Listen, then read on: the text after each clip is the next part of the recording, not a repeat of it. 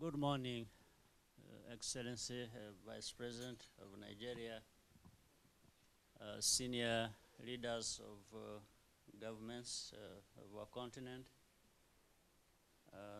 business leaders, distinguished ladies and gentlemen.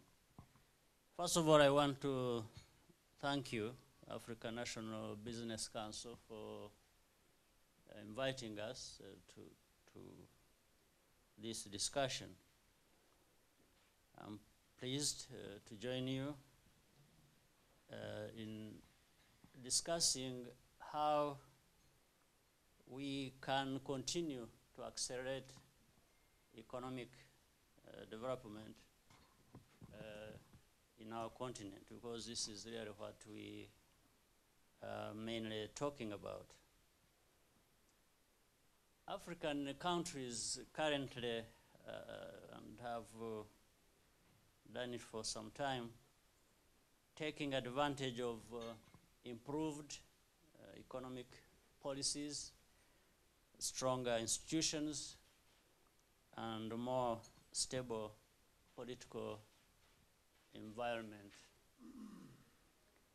These factors are contributing to sustained economic growth, even in countries that are not especially rich in natural resources.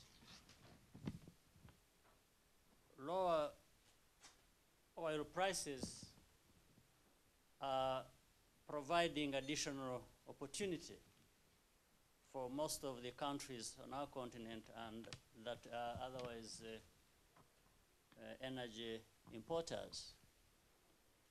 But I want to also think that with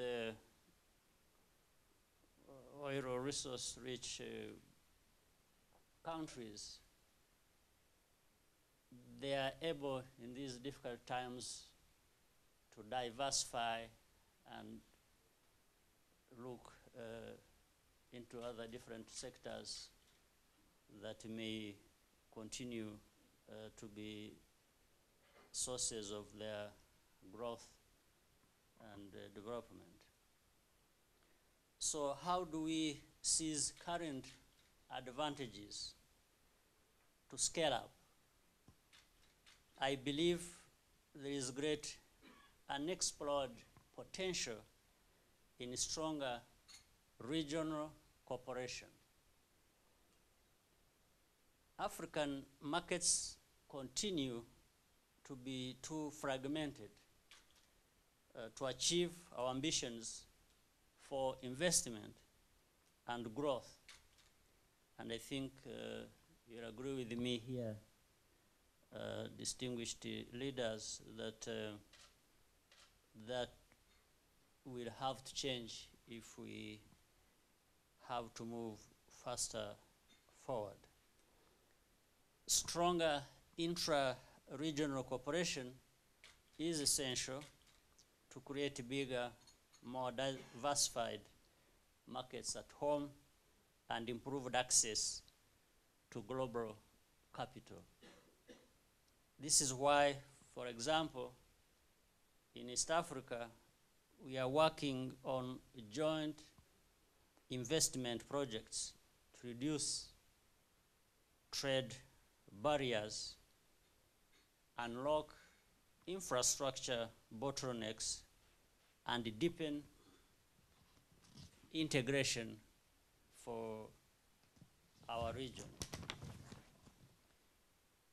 The massive investment required, particularly in energy and infrastructure, including ICT, require that we go beyond financing from government, multilaterals, or non-concessional loans and grants to private financing, particularly through public-private partnerships. Private investors have to be incentivized to invest in projects that may appear to be less commercially attractive, but provide a real opportunity to make profit while contributing to development. For a developing country like Rwanda, laying a foundation for longer term development is very important. That's why the public investments will continue to be large. In the next 20 years, Africans joining the working age will exceed the rest of the world combined. Therefore, we should be ready for this, not as a challenge, but a very big opportunity we should be benefiting from. This will provide a demographic dividend, provided governments and businesses implement focused strategies to spur growth and opportunities aimed at boosting employment. Key to our efforts on the continent is a serious focus on information and communication technologies as an enabler to increase productivity and accountability.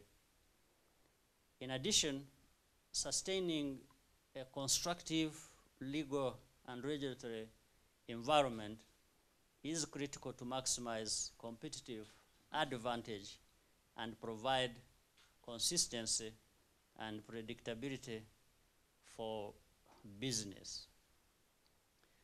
Before I conclude, let me take this opportunity to invite you all to Kigali in May for the Africa edition of the World Economic Forum, where we look forward to further discussions on this and other issues. May I once again thank you and also belatedly wish you a very happy New Year, and we look for a very productive and stable and happy New Year ahead of 2016, as we have started it already and beyond. So thank you very much for your kind attention.